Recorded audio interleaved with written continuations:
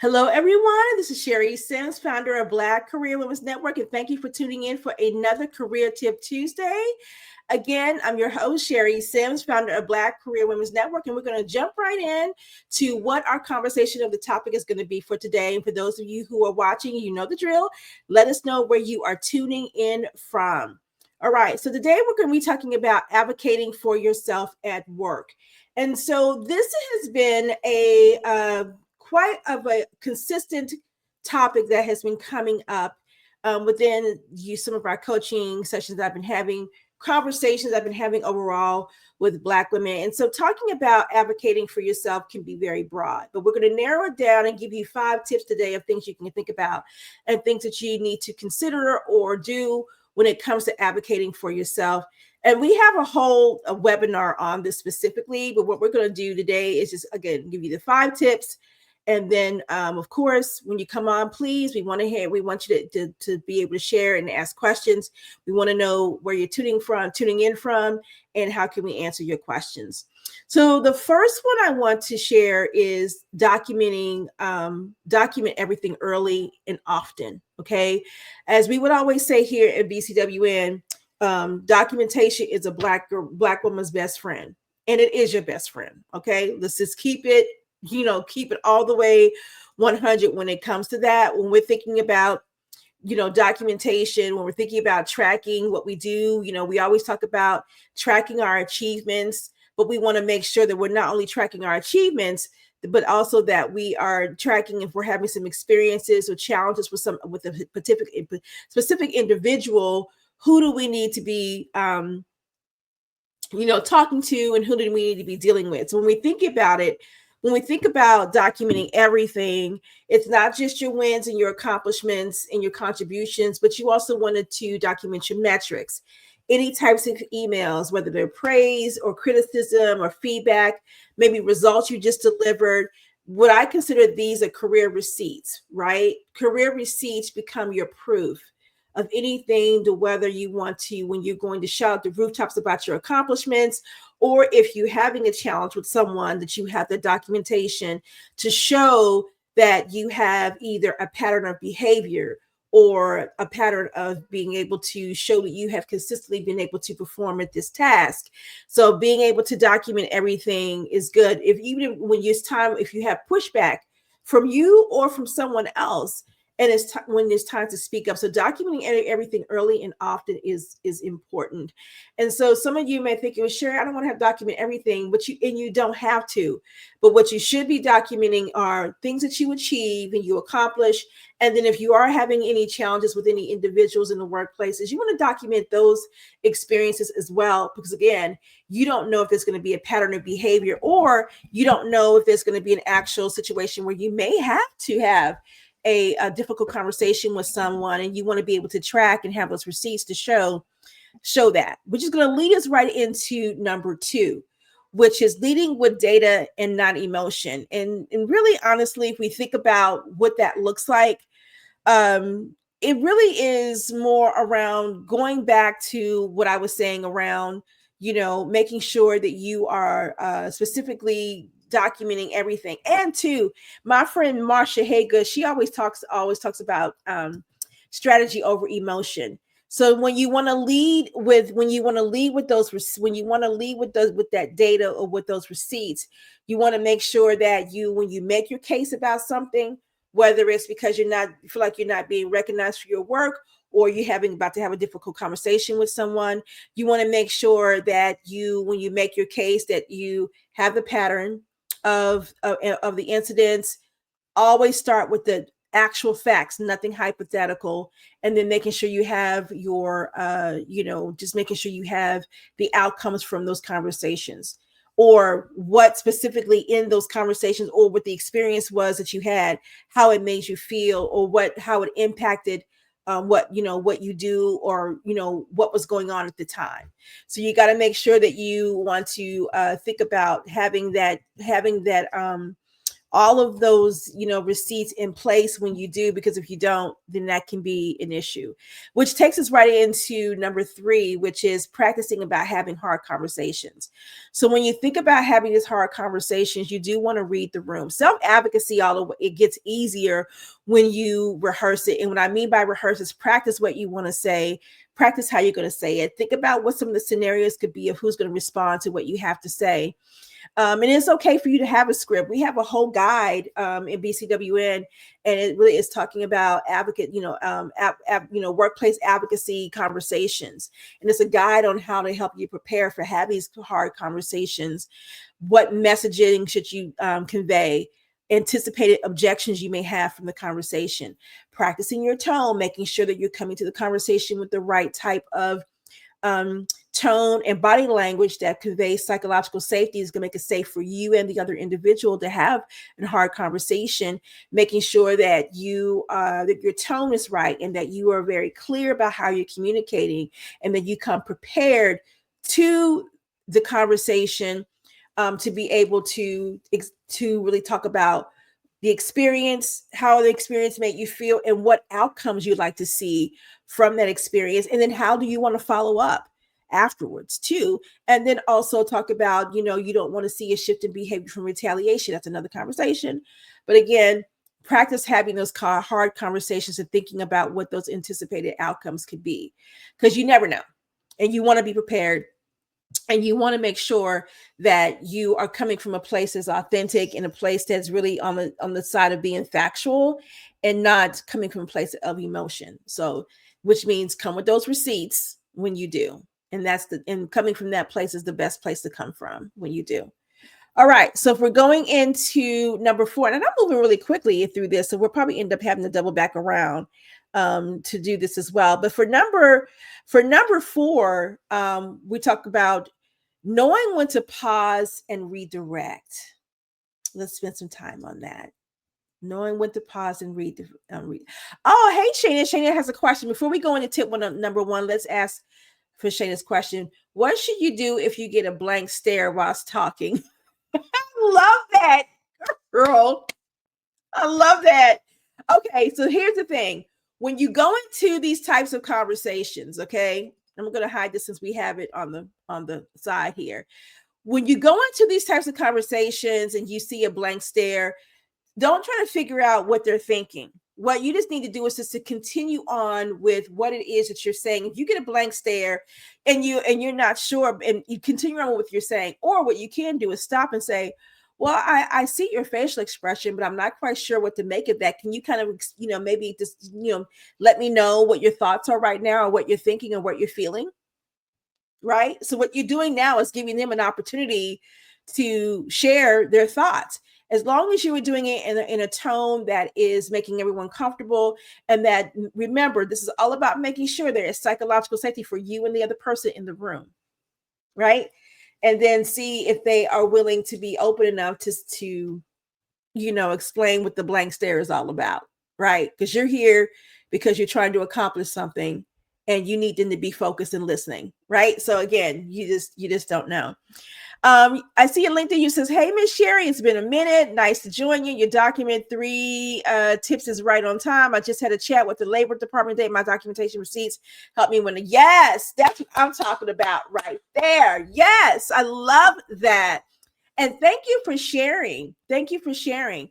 Documentation is a Black woman's best friend in the workplace. Okay. You need to have a notebook that you can put things down in, because you can't just remember off the top of your head. When you start to make a grievance, or if you're thinking about making a grievance, or if you are wanting to have what I call a crucial conversation with an individual in the workplace, because you want to be able to resolve the issues that you're having with them specifically, you absolutely need to make sure that you are doing your due diligence to have everything lined up and be prepared.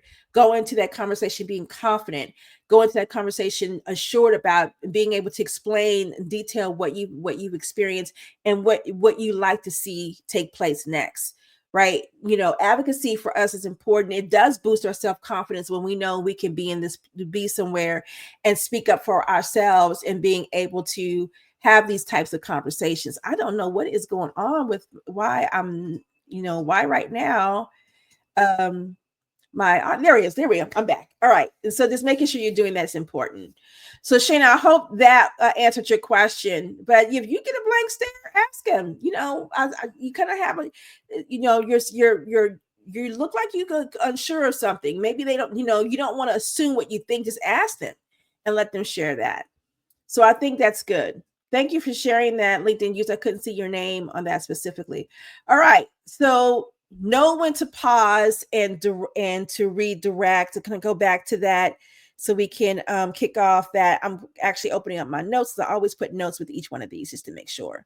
So when you're talking about know when to pause and direct, when you're coming into a conversation whether it's a crucial conversation or an uncomfortable conversation, or if you're wanting to be in a conversation where you are really just wanting to know, sharing what tooting your own horn and making sure people know about that. Speaking up shouldn't come with a cost, but we're going to talk about that in a moment. But here's the thing: if the conversation turns defensive or if it becomes dismissive, don't spiral out of control, because a lot of times that's their way of trying to gain control, because they probably weren't comfortable with the fact that you are now putting them in a position to where you are wanting to talk about what has happened, and it makes them feel uncomfortable. Or they may look at what you're trying to discuss as not being valid. And all people's feelings are valid. You do have to realize what place it's coming from. But if you start to feel that, don't spiral out of control. You stay composed. You stay on top of your purpose of why you're here. You pause and say, you know what? Let's revisit this when we can have a more productive dialogue. One of the things that I share with, what I always, when I'm doing my group coaching programs, and we talk about microaggressions and addressing specific, toxic behaviors or microaggressions, or if we even witness some behaviors that we, of someone else that we don't like, I always, go to someone and say, to address the individual and say, you know what, I just witnessed how you treated that person, or I want to talk about what you said to me in the meeting about it, about 15 minutes ago. Can we talk about this with mutual respect and understanding? And so my last cohort made me a t-shirt with the name with it on there. So I'm gonna have to wear that with you all. But yeah, when you talk about pausing and directing, set up the conversation in the beginning that you want to have this discussion. Thank you for meeting with me. I know this is going to be a little bit of an uncomfortable conversation. I want to ensure that we can talk about this with mutual respect and understanding. Set up what you're expecting for the maturity level to be in the room when you have the conversation. So again, if it turns defensive or dismissive, then maybe you need to say, let's revisit this when we have, more of a productive dialogue. That is powerful and not passive. Okay. We want to come into these conversations communicating with power and intention and looking for specific outcomes, recognizing how, who read the room, recognizing who and what is in the room, but also know this, people, women, Black career women, leaders are not above reproach.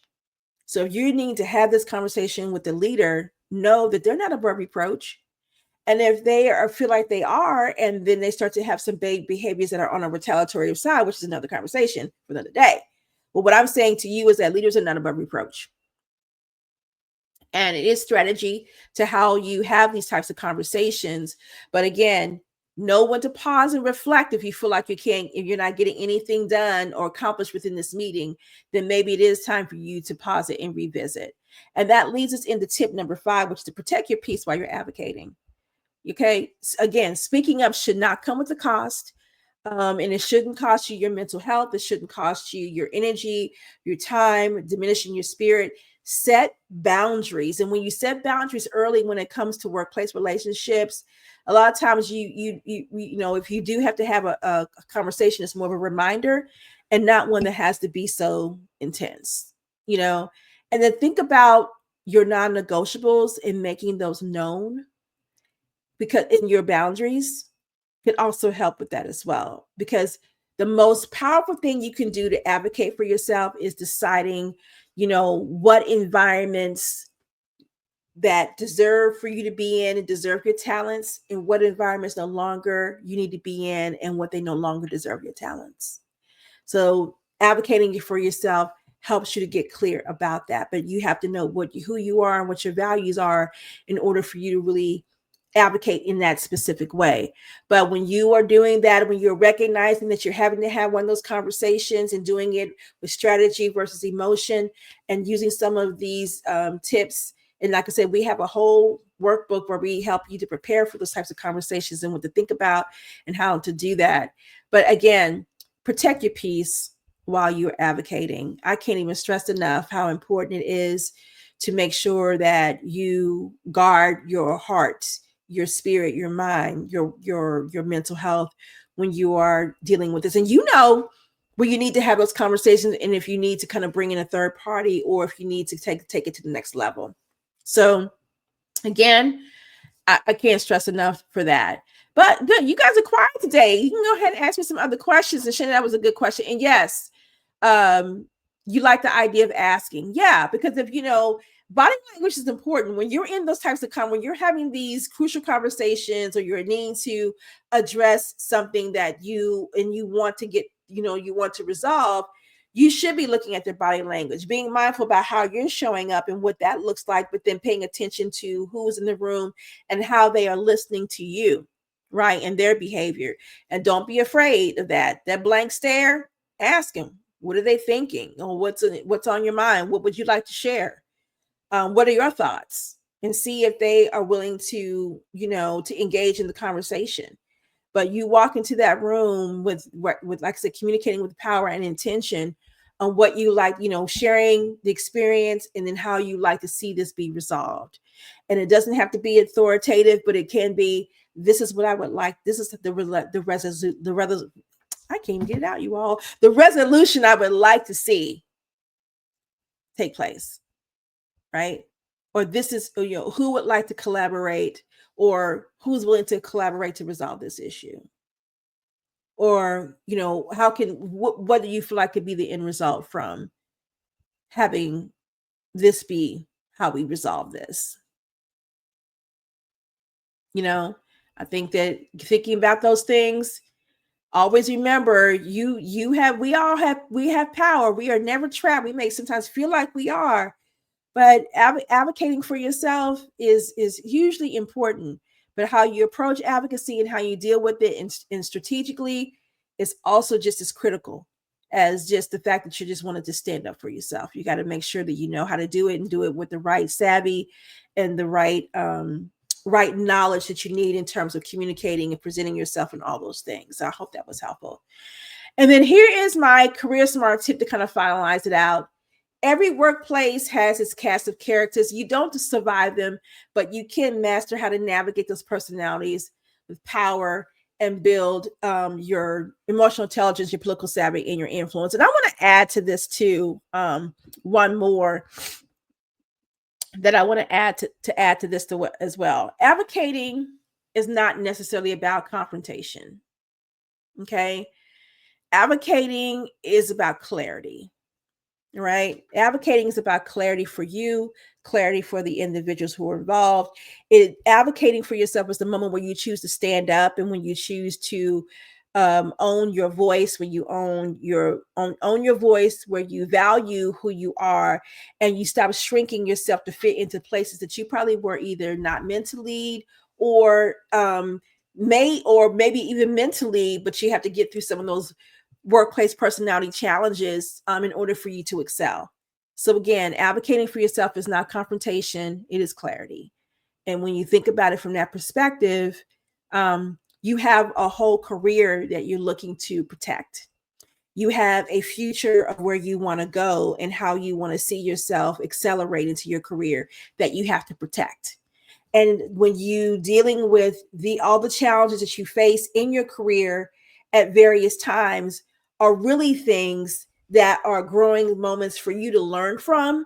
So when you start to elevate and grow to each level, those experiences are preparation for what's next. So when you get to that next level, Guess what? You've been through that before, so now you know how to handle it at this next level.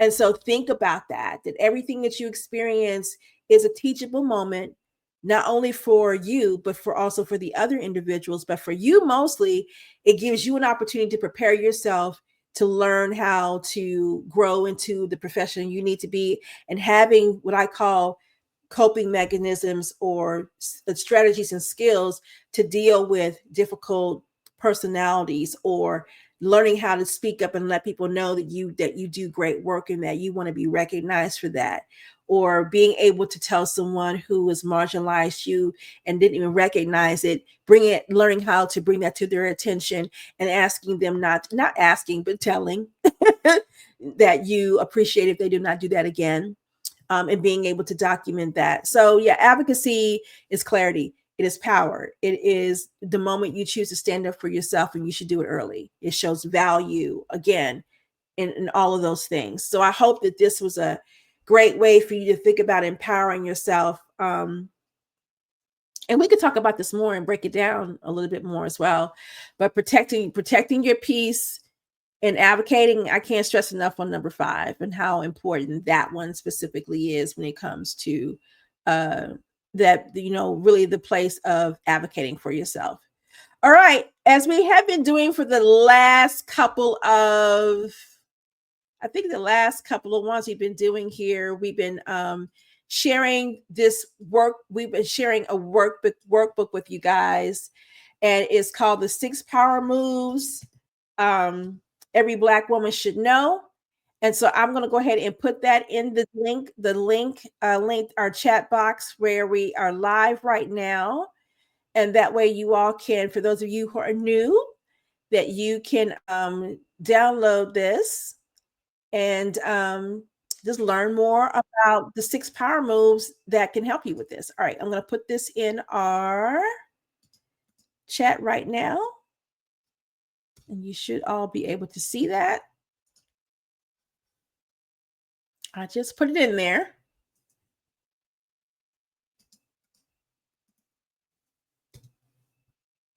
So you all should be able to see it. There we go. 6 power moves every Black woman should know. And you can download that guide. It's a great guide. Just it's our gift and our way of saying thank you for joining us for our Career Tip Tuesday today. And also, if you are new to, this is your first time watching us on Career Tip Tuesday, you can also go to our website, which is bcwnetwork.com. And to connect with us as well. We do have our community and our mobile app, but it's actually under redesign right now. So it will be back open for people to start to connect with us in our community, here in the next couple of weeks. But we're so glad you were able to join us. Go ahead, grab that free download, which is the 6 power moves every Black woman should know. And then again, I'm going to recap really quickly before we go, since we got a couple minutes left, just to give you the 5 tips to advocate for yourself at work. 1 is to document everything early and often, because remember, documentation is a Black woman's best friend. Tip 2, lead with data, not emotion, which means have those receipts, have those facts in place. So when you go in to talk about that, you want to be able to give clear and specific incidences of when you've experienced it or when it has happened and how often, and see if there's a pattern, etc. Tip 3, practice having the hard conversations. Practice it before you start having the conversation. Do your work. And say we have a whole guide that helps you prepare for when you have these types of conversations, and things you need to be able to say, how to say it, the verbiage, things you need to look for, preparation, all those things. So practice before you start to have the conversation, and then know when to pause and redirect. If you feel like the conversation is not going anywhere, if you need to say, I think we need to kind of, reschedule once we're focused on this, just know when to pause and redirect if you need to, and then protect your peace while you're advocating, which is very important, because sometimes if we're dealing with difficult people who do not want to, be open and be dismissive to the fact that they're not used to being confronted or what have you, just protect your peace. Just protect your peace and your emotions. And then just making sure that that advocacy is clarity. Okay. Advocacy is clarity on all different levels. It's the moment, again, the moment you choose to send yourself. It's the moment you choose to stand up for yourself and own your power, own your voice. When you know you're in spaces where they may not necessarily support or treat you the way that you want to be treated. So, Ray, thank you. Please share that with your sis. I would love that. Thank you. Thank you so much for that. All right, you all, it is almost 1:00. Again, thank you for tuning in for us for our Career Tip Tuesday this week.